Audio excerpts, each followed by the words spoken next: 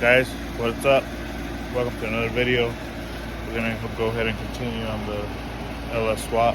I am just gonna show you the lines under the truck for the fuel system. Just go over that a little bit, and basically fuel is technically done. I'll just have to do the connection on top of the engine that's gonna feed the fuel rail. So I'm gonna go ahead and just raise the truck up and show you how I did the fuel and continue the video from there. All right, so we raised the truck up. Actually, here's all the old fuel lines, and yeah, these lines are pretty old and beat up. So good thing we're doing, or we did a new lines and all that. So I'm gonna probably add the clip from here where how it's set up at the pump and how it comes down. Alright, so there's a fuel pump. Got the fittings in there. I want to buy one of these. And then here is the return. Here's the feed. Like I said, I was going to use the hose he brought for return. Not too much pressure there. And then I did use a braided steel hose running through here. That's my feed. So back here is done. We'll continue with the front. Alright, so as you can see, I have two lines. The high pressure, or more of a durable steel braided hose, which I mentioned I was going to use for pressure coming in, which is this line. And then the return, I just used push lock style, and just, I mean, it's still fuel hose, but it's this one's basically stronger than this one. But for a return, this is just fine. Shouldn't be no issues with it. So as I mentioned, this is the feed. It goes into the filter slash regulator. It's Corvette style fuel filter regulator. And then here is the return going back into the tank. Now, this line's not fully tightened. The reason being is because I did order more of this hose. As you can tell, I did run it up, secured it, basically to go all the way up. Now, I don't think this is long enough to reach to where the fuel rail is going to be, so I did order some more hose to basically redo this line from here up and be able to have a little extra. But yeah, so it's pretty simple setup. The old lines used to run through here. I'm most likely just going to take this bracket off. There's no need for it anymore.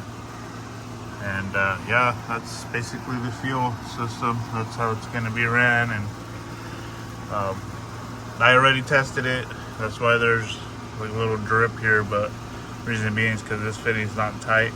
So the fuel pump and everything's hooked up. I powered the key on and fuel came out, so we're good on fuel. And next we'll just continue on the wiring part, which is probably the most fun part of the whole swap. We'll continue there.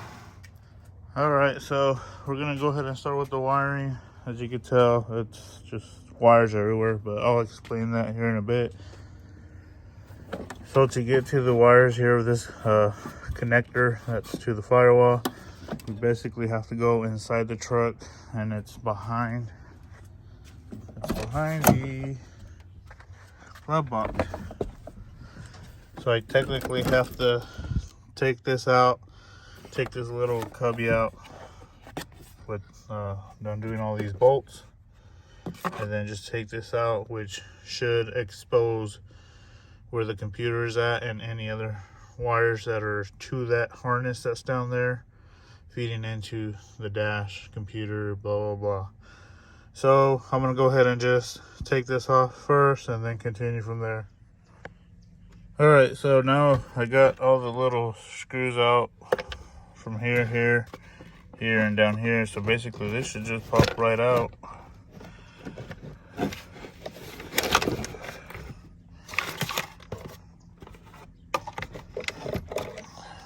so. Now this is a little USB thing, I'm assuming for the little radio, but I just pushed it back through the little hole down here just to get it out of the way. So as you can see, we have wiring harness coming in. This is the PCM, and then I believe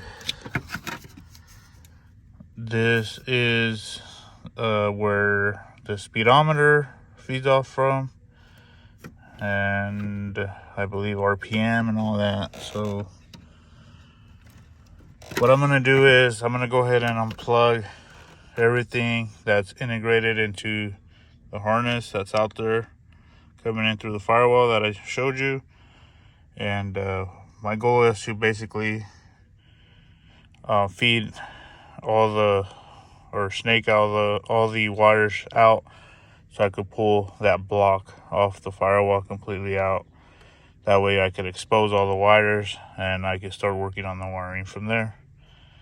So we're gonna go ahead and just unplug all this. I'm just gonna go ahead and do it. I'm not gonna video it, and then we'll continue from there.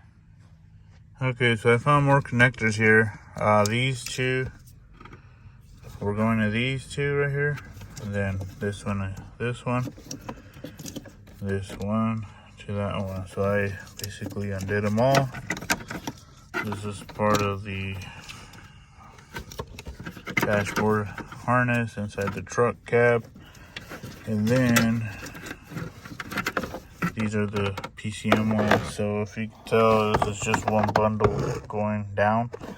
This is the bundle that goes through the firewall over there. So I'm just gonna go ahead and feed it out of here through the bottom, which is probably gonna be through down there.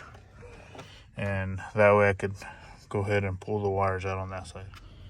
All right, so there's the harness, all the plugs that were taken out. Now I'll go on the other side, try to go ahead and pull these out.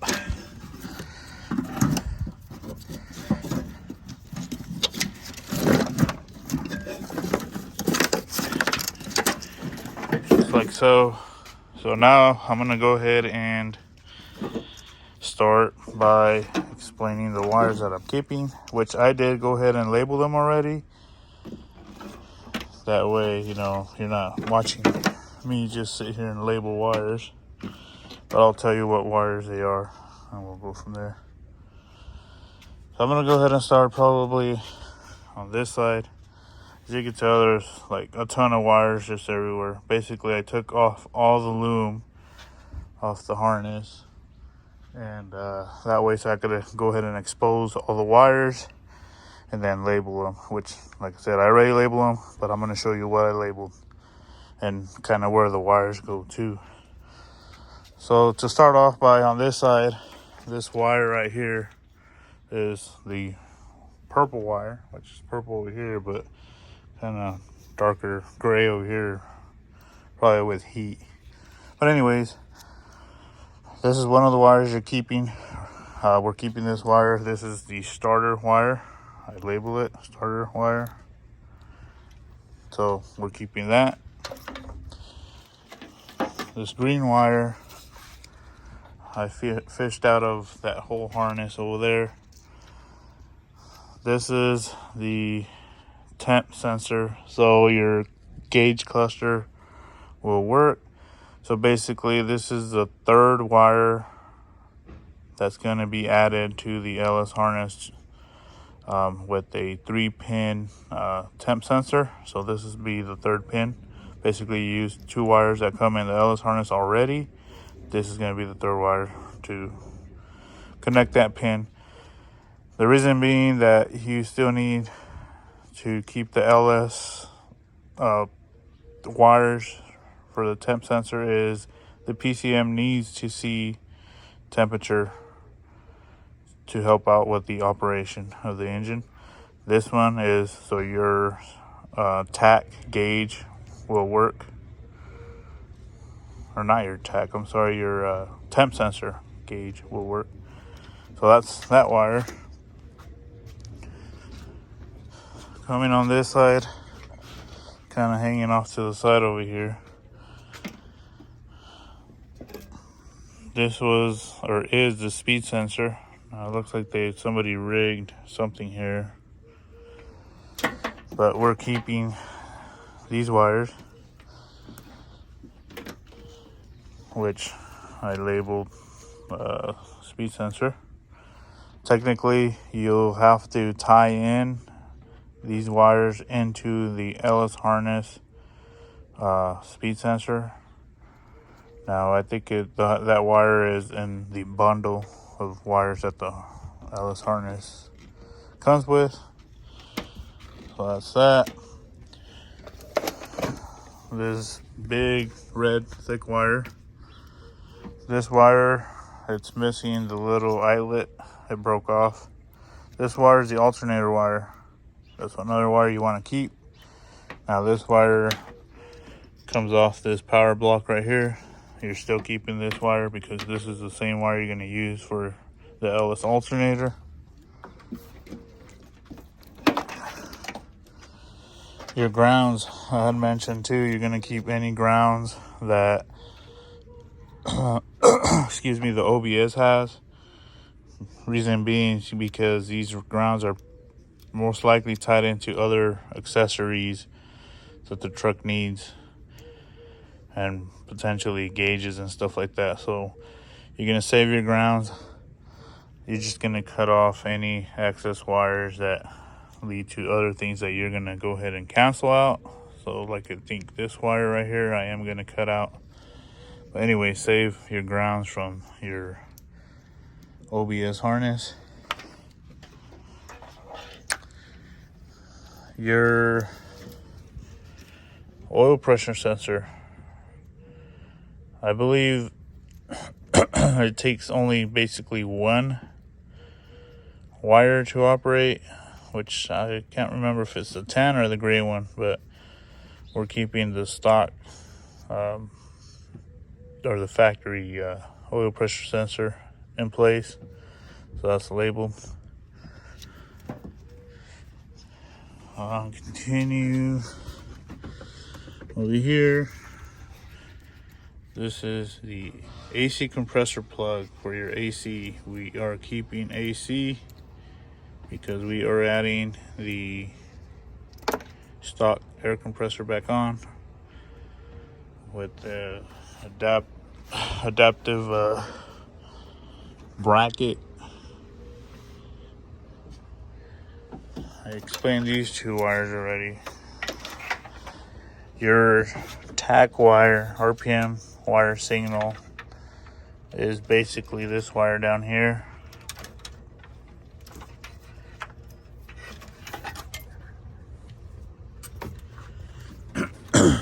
So this wire went to your coil, and basically this wire is your tack for RPMs on your cluster. Now right here, this little pink wire, I'm gonna use that wire as the 12-volt switch source. Now that wire does feed into the fuel pump relay. So what I'm gonna do is I'm gonna tie into that wire for the switch on the harness for the PCM.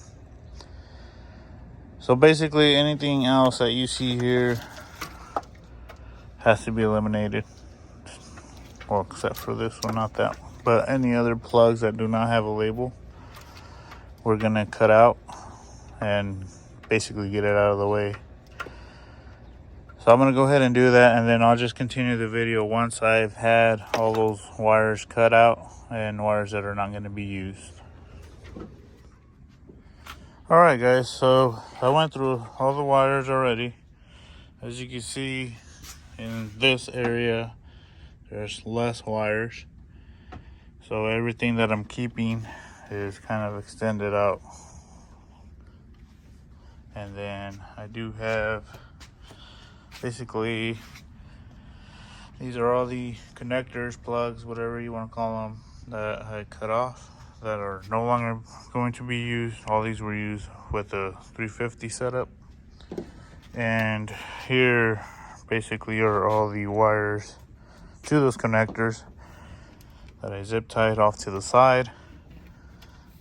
And what I'm gonna do next is just probably take this little block apart.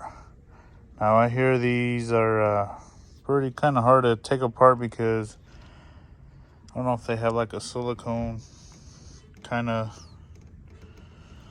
seal there, but you have to heat them up in order to be able to open them up. And then, like I said, here is the wiring going to the PCM and any other connector inside the truck.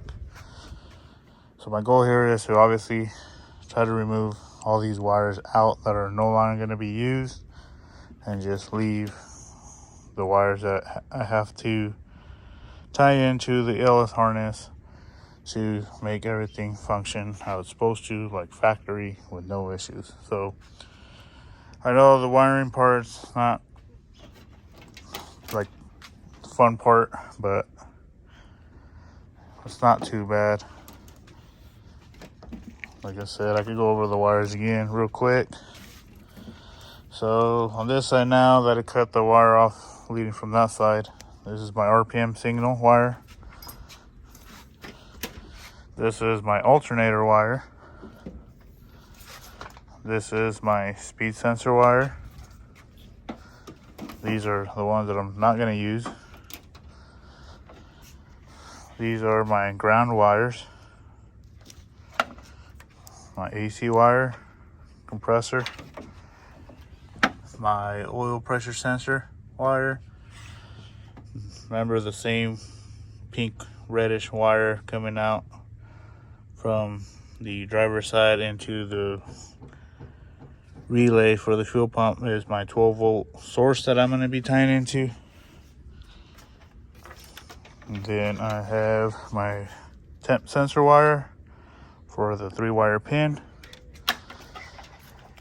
And then I have the starter wire. Technically that's just about it. I do have